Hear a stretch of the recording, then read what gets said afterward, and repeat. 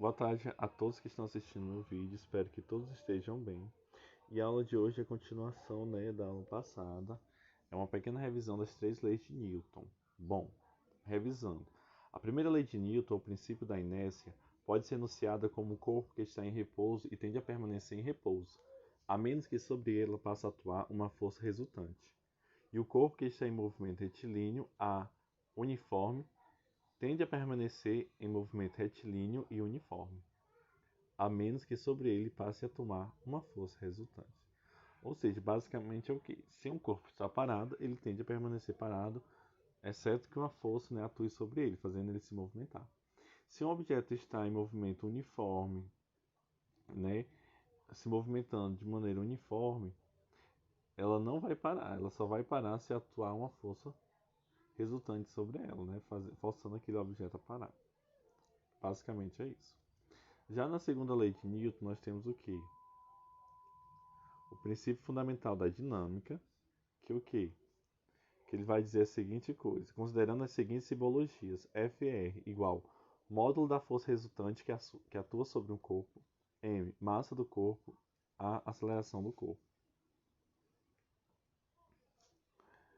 Podemos enunciar matematicamente as conclusões tiradas que a força resultante vai ser igual a massa vezes a aceleração.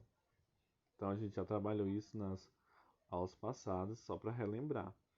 Uma observação aqui que eu estou vendo, que eu lembrei, é que a massa ela não varia. O que varia é o peso. Né? O nosso peso ele vai depender de acordo com a força, que a Terra exerce sobre a força magnética, que um corpo exerce sobre a nossa massa. É basicamente isso. E na terceira lei de Newton, enunciada, que é o princípio da ação e reação, vai nos dizer o seguinte: se o martelo em queda atinge seu pé, ele vai machucá-lo, porque no momento do contato exercerá sobre o seu pé uma força. Isso é fácil de entender e de aceitar, né?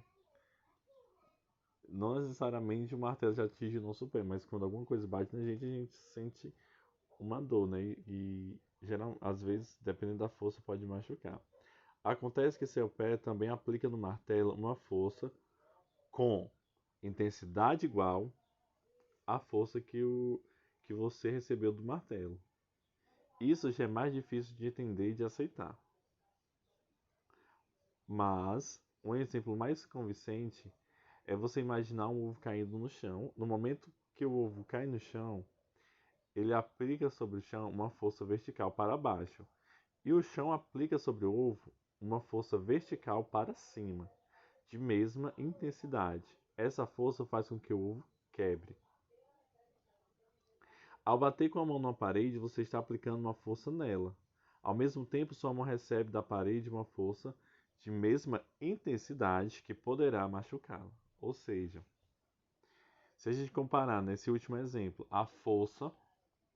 é,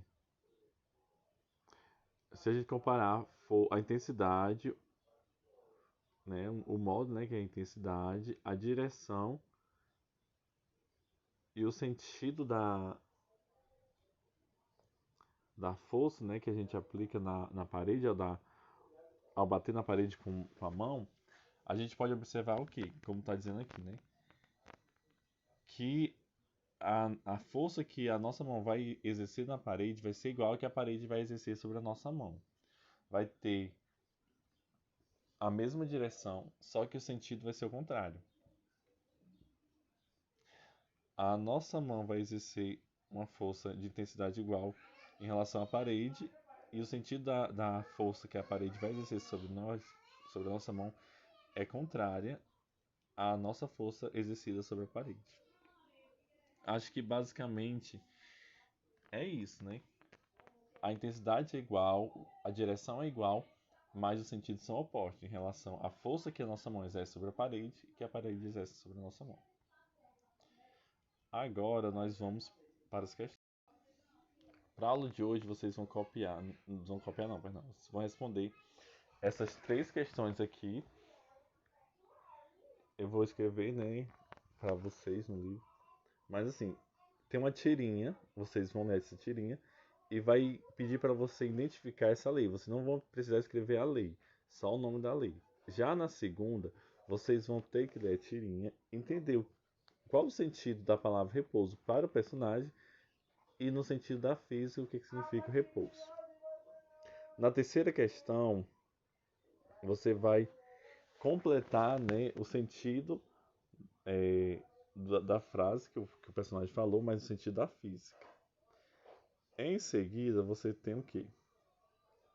Você vai copiar, vai copiar não, vai responder a quinta questão e a quinta questão e a sexta questão, baseado também nessa outra tirinha, né? Essas questões aqui vai ser relacionada à terceira lei de Newton. E vocês vão ter que, assim como eu comparei a parede e a nossa mão, vocês vão comparar a força do trenó e a da árvore, né? Vocês vão ler aí e vão comparar. Aí tá perguntando assim, na sexta questão, por que ambas as forças mencionadas na pergunta anterior não têm seus efeitos cancelados? Bom, se vocês lembrarem um pouquinho do vídeo da aula passada, nele ele vai estar falando o quê? Que para a força cancelar, para uma força cancelar a outra, ela precisa ser aplicada no mesmo objeto. Então, por que que no exemplo anterior essas forças não é cancelada? Então, assim, vocês leem a tirinha, né, e respondem. Qualquer dúvida pode me perguntar.